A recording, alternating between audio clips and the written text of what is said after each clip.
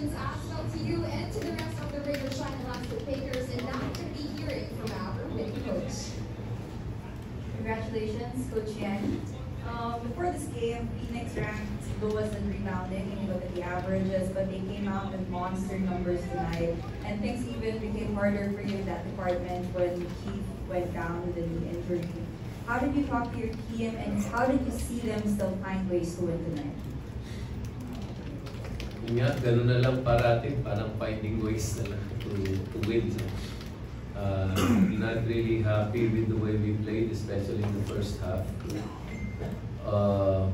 We really had problems with rebounding.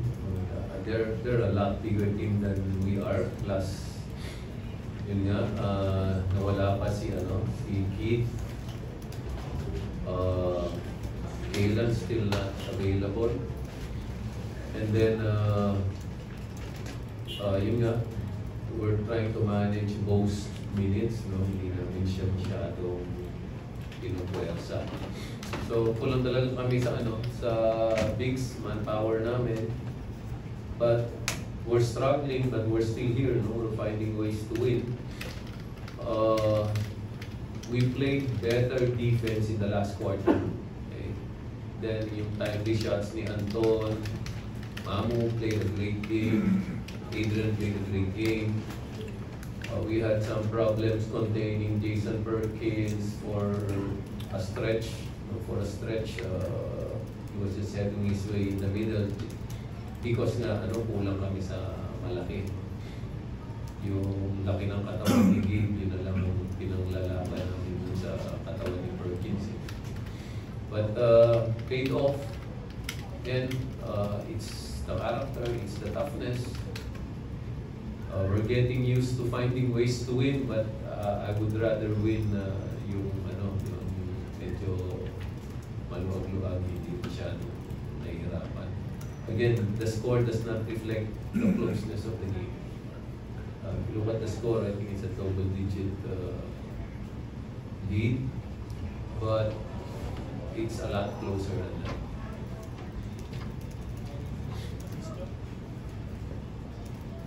Coach, at this point, we are opening the floor to the media.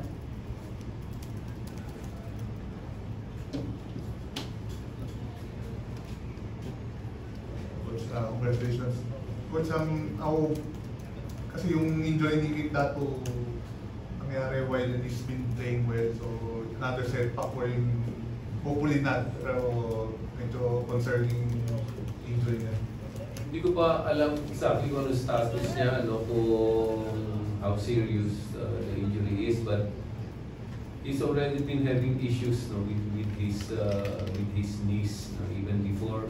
Kaya yung focus namin to strengthen his lower body. So nangyari pa ito ngayon. So we'll see. We have to make an assessment of his injury, his health, and then mahirap kasi na minamanage namin minutes ni Bo, tapos si Keith nagka-problema ngayon, tapos si Kayla na-injured din. Baka kung guardia na lang ilaro namin, pagka ganun. So, we'll just have to find ways, but it's a good thing. Ngayon nangyari, we're going to have time to figure something out in the next few weeks siguro. For the second straight game, may say ka dun sa panalo nyo this time sa fourth quarter with some big shots who helped Raider Shine pull away and eventually got the victory. Yun lang. Thoughts mo dun na? Yun nga, siguro just thankful lang din na binibigyan ako ni Coach Shane ng opportunity to be there during during crunch time. And yeah, just trying to make the right plays. Yung bang ginawa mo against Titan yung 4 free throws mo, coming to this game, dala-dala mo yun, confidence, yung momentum from that heroic sila?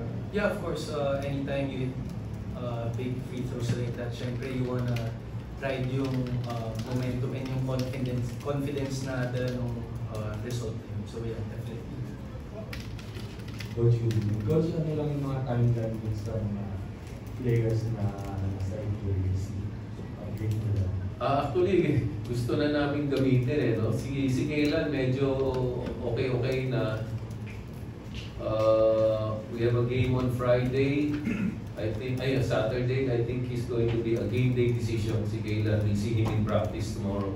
Ano yung situasyon niya. Si Stanley naman,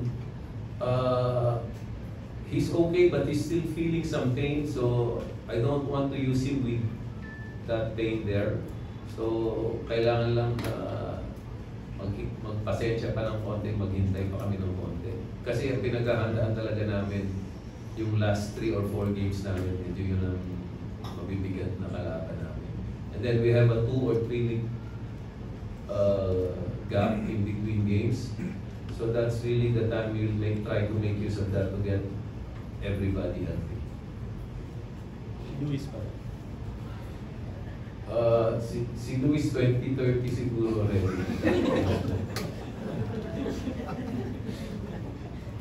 Coach, on top kayo sa standings, solo lead at this point, pero you had the next 6 games are against teams na nandun din, nasa either tabla sa inyo or nasa gitna. So, mabigat yung schedule nyo. Yes, mabigat. No, kaya nga sabi ko, that 2 or 3 week gap in between our games is going to be big for us because we're going to try get everybody on a reset, get fresh. Yun nga, with Kaylan, I'm confident na the next few days he can be ready. Si Stanley kasi yung pain, I don't wanna play him with pain. Pero structurally okay naman yung tuhod niya.